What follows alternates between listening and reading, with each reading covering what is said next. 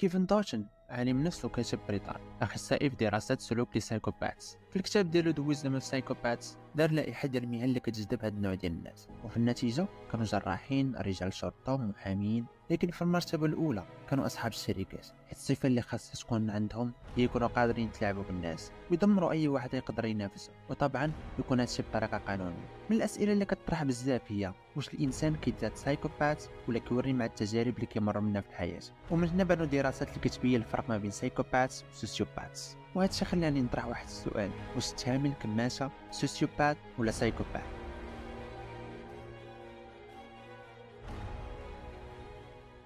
المرأة ديال بصح هي اللي كتهز الراس وتشتف على الراجل اللي بغا يدلها ويدل دريكتها.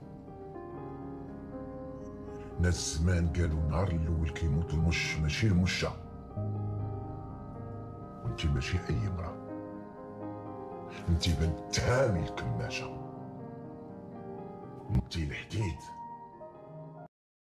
حنا ما عارفينش الحياة ديالو قبل ما يوصل للهرم ديال لافيراي، ولكن اللي عارفين ان الامر خليه ربيناه وقدر يدمر بزاف ديال المنافسين سواء بطرق اخلاقيه او غير اخلاقيه. ما بين هاد الناس الاب ديال المرش، والطامه الكبرى ان التهم الكماسه ما كانش غير سايكوبات او سوسيو، فراه كان بيدو. رغم انه كان في السنوات الاخيره ليه في الدنيا قدر يتزوج بدريه عمرها 16 عام، طبعا بالفاتح. رغم هادشي العالم كيشوفو كرمز للكفاح والوصول، وكيضربوا به مثال للنجاح والرجوله، حيت كان كيعرف كيفاش يسيق الدروس، ما كيخلي حتى حاجه مراه. الكتابه ديال التامي الكماسه كانت بطريقه متقنه، والتمثيل ديال عبد الاله العجيل عطاه واحد الرونق خاص. الشخصيه ديال التامي طبعا جمعت بزاف ديال الاعداء، ولكن جمعت ايضا الناس كتشوفو كقدوه باش توصل للهيبه اللي وصل ليها. واكثر شخص كان معجب بالتامي هي بنته فاطمه، اللي ادت الدور ديالها فاطمه الزهراء بن ناصر، اللي بالنسبه لي احسن شخصيه نسائيه كتابه في السر، حيت في العالم ديال لافيراي ما كاينش مكان للنساء، حتى فقط تكون ذكر، والرجال الكبار ديال لافيراي مستعدين يتقبلوك. الشيء اللي كيخلي الرحله ديال فاطمه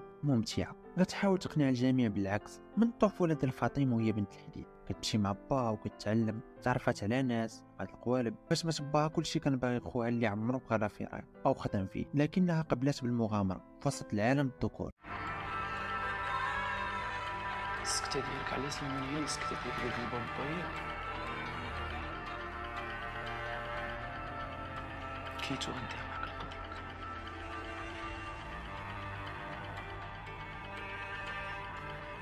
وحق اللي خلق الدنيا ودي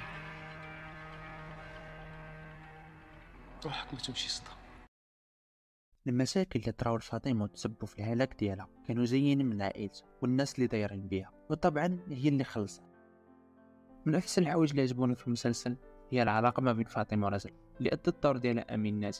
العلاقه اللي كانت حب، ومن امين طلب الطلاق تحول لحب الغضب، لكن فاطمه كانت متفاهمه حيت الاب ديالها كان السبب. ولكن فاش فاطمه غادي تعتقد ان سبب الموت ديال با هو رجلها، هاد الشيء غيتحول لصراع محاولة انتقام عن طريق تدمير السمعه ديالو. باش توصل لهادشي خص تولي نسخه من تامي الكماس. تحول الشخصيه كان احسن التحولات اللي شفت، حيت ماشي حدث واحد اللي خلى الشخصيه تبدل، وانما سلسله من الاحداث المنطقيه. الشيء اللي خلانا نشوف فاطمه اللي كنعرف. تامي ما دارش تاثير فقط على فاطمه، بل حتى حوريه الدريه اللي تزوجها وهي قاصره، خلات تامي يضحك مقابل التعاسه ديالها. حوريه كانت عارفه نوع الاشخاص السالب، واحد مستعد يدير اي حاجه مقابل يوصل داكشي اللي بغا. داكشي علاش كانت كتحاول تبين ليه الجانب اللي ما كيلقاش برا، لهذا خلاته يرتاح. شخصيه اللي كتمسح منها بزاف د المشاكل، حيت تامي قادر يوفر لها الحاجيات ديالها ويدير خوها اللي من ذوي الاحتياجات الخاصه. صراحه هاد العلاقه ديال هاد جوج اخوه من احسن العلاقات اللي شفت في رمضان كامل، احسن من جميع علاقات الحب السطحيه اللي دارت. وطبعا ما نساش الدور ديال يزيد اللي كان دور اسطوري. حوريه ما كانتش كتخاف غير من تامي، بل حتى العربي الكلب ديال تامي اللي كيدير اي حاجه كيقولها ليه، هو اللي كيسيق الدروش. الشخصيه مستعده دير اي حاجه كتقال ليها. الشخصيه ديال العربي اللي داها عادل ابو تراب باتقان فكرتني في مايك في الكنبال، واخا كاين بزاف ديال الجوانب ديال الاختلاف. بعد الموت ديال تامي العربي غيوصل لمفترق الطرق، والسؤال واش فاطمه كتستحق الوفاء ديالو. لكن التطور ديال فاطمه خلاته تتحكم في العرب، حيت احسن طريقه هي تعامله ككلب كينفذ الاوامر، والنتيجه غتكون حيوان وفي مستعد يدير المستحيل على قبلك. ابن الحديد بالنسبه لي مدرسه في كتابه الشخصيات، حيت اغلب الشخصيات مكتوبه بطريقه محبوكه وكان لها تاثير على القصه. بحال مونيوم مستعده دير اي حاجه باش توصل للهدف ديالها اللي هو الفلوس، خديجة أكثر شخصية مزعجة، وهادشي اللي فات اليوسف بغاتك تحس. تامي الصغير الشخص اللي كيقلب على الحب، ما لقاش عند امو اللي كانت مشغولة، وحتى با اللي كان مشغول، والدرية اللي كيبغي اللي ما بادلاتوش نفس المشاعر، والمسار ديالو اللي هو الإدمان. اللي عنده والدين بحالكم ماشي غادي تدروكا، يدير شي حاجه اكثر من لا دروك. تامي اشنو؟ حتى هنا بغيتيني نسكت؟ رجع في قلبي باش نتفرقع شي تفرقع اكثر من هادي. علاش ما جيتيش هضرتي معنا من الاول؟ نعم معاك انت اللي باغا تنتقمي منه حيت مشى مع مرة واحده اخرى، ولا معاك انت اللي باغا تنتقم منه حيت باه جرى عليك من لافيران؟ كتابة السيناريو ماشي حاجة سهلة، حيت كاين قواعد خصك تحترمهم في الكتاب، سواء في الحوار أو كتابة الشخصيات والأحداث. ولا بغيتي العمل ديالك يكون مزيان، خاصك تخلي المشاهد يحس بتناقض في المشاعر ديالو، مرات يبغي الشخصية ومرة يكرهها، ومرات يتعاطف معها، وبعض المرات ما يعرفش الشخصية اللي وقف معها. باش دير هادشي خاص الكاتب يحاول يكتب الشخصية اللي تكون قريبة للمشاهد، سواء في السلوك أو الطباع الشخصية، أو كيجمعهم شي حاجة. في الأعمال اللي كيكون فيها البطل الأندردوغ كتكون الأمور شوية سهلة، حيت لا إراديا كتبغي البطل يوصل للهدف ديالو، ومني غيوصل باش غيبقى يحس المشاهد. هادشي اللي شفنا عند فاطمة، الرحلة ديالها باش تولي النسخة النسائية من الثاني. بداية المسلسل بدينا كنعرفوا الشخصيات والدوافع ديالها والصراع اللي كيجمعهم ونقاط الضعف، مع الشخصية الرئيسية تامي والعلاقة ديالو مع بنته اللي كانت حب، حيت كان كيديها معاه من صغرها للخراج، وبحكم انها كبرت معاه ماشي مع امها حيت ماتت وهي صغيرة، داكشي علاش ولات قاسة. والعلاقة ديالو مع راجل بنته اللي كانت علاقة حقد، حيت بالنسبة ليه شخص غدار كيتسنى الفرصة فقط فين يقدروا. العرب الكلب ديالو،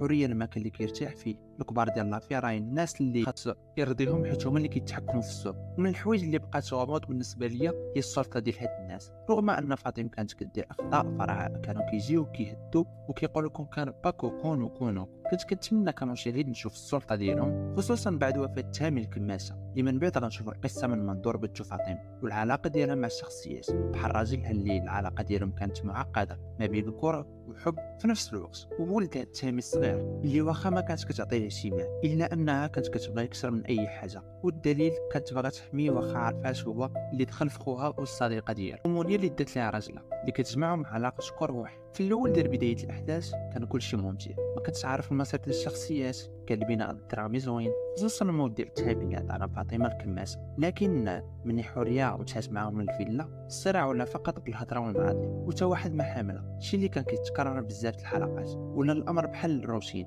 على عكس الاول فاش كان الصراع ديال كل واحد باغي يدمر السمعه والشركه ديالها. من الامور اللي جاتنا غير منطقيه هي الظهور ديال الاكس ديال مونيا. الظهور ديال هذه الشخصيه كانت بهدف تبرير الحب الزائد ديال مونيا لختها، ولكن البناء ديال هذا الامر اللي كان ممكن يكون كلغز ما كانش مبني بطريقه جيده، زائد اللغز بانوا تم الجواب ديالو في مده قصيره. انا كمشاهد كنت كنتمنى اللغز يمر من بزاف ديال المراحل حتى نوصلوا للجواب، وهادشي اللي في المسلسل خاصو ياخذ على الاقل 10 الحلقات ماشي غير جوج. بس الامر غنقولوا على الحلقه الاخيره، وكيفاش العربي هو السبب المشاكل وعلاقه الحب ديالو مع حوريه. صراحه الفلاش باك فاش عرفنا اللحظه اللي قال لي تامي بغيت هذيك البنت كانت مؤثره ومكتوبه بطريقه اكثر من رائعه، ولكن في اخر حلقه شفنا بزاف ديال الاحداث اللي كنت كنتمنى نشوفهم بزاف ديال الحلقات. من الحوايج الرائعه في هذا الحديث هو الحوار، والفضل كيرجع لسفيان ناو، حيت بعد الابداع ديالو في الكوميديا كيبدا حتى في الحوار اللي كان من قلب الحدث. شخصيات كتحس بهم كبروا في الافيران ماشي دخلاء، وماشي غير هادشي، حوارات في بعض المشاهد عميقه، وصراحه كنحس براسي كنشوف في عمل اجنبي بلغه مغربيه، خصوصا الحوارات ديال العرب.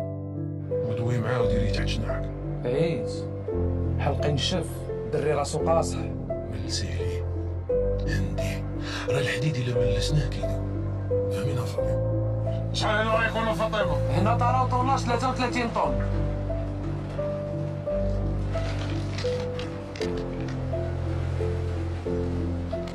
شفتها لاصقه؟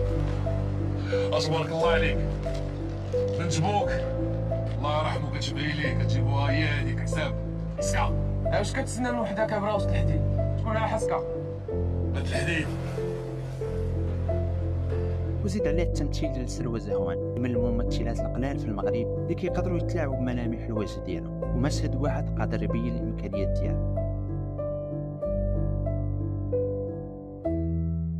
إخراج أكعبون اللي فكرني في طريقة التصوير ديال مسلسل سكسيشن. عارفه مدمون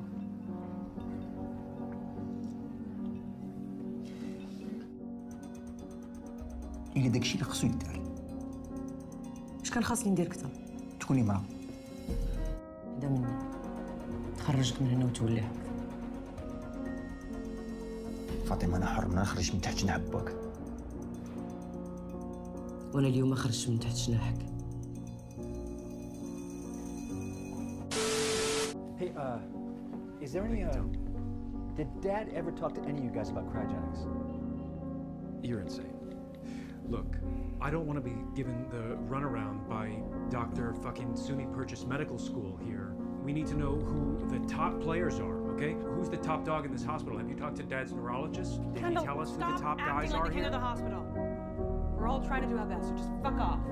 هادشي كامل زاد عليه الكتابة ديال اليوسفي والتمثيل ديال باقي الطاقم، قدر يعطينا مسلسل قابل للمشاهدة بدون أخطاء كتابية واضحة وعلاقات مكتوبة بطريقة سهلة. من المشاكل أو الحوايج اللي بقاش فيا هو أن المسلسل مخداش حق ومخداش حتى نص الصخب الإعلامي ديال الجوجو بين الأسر، رغم أنه كان أفضل. التشابه ما بين ولاد الحديد وسكسيشن ما كانش غير في طريقة الإخراج بل حتى في كتابة الشخصيات، الشيء اللي كنشوفو أنه نقطة قوة، حيث أن سكسيشن من أحسن الأعمال الدرامية اللي تكتبات في آخر 10 سنوات. بحال التشابه ما بين لوغان روي وتامر كناسة، أو شيفان روي وفاطمة، أو كانر روي ومنير، أو كاندر روي وسليمان. مسلسل بنات الحديد مسلسل يستحق المشاهدة، وطبعا هو أحسن مسلسل في رمضان. نتمنى من الكتاب والمخرجين يطوروا من راسهم باش حنا كمشاهدين نشوفوا أعمال بهذا النيفو.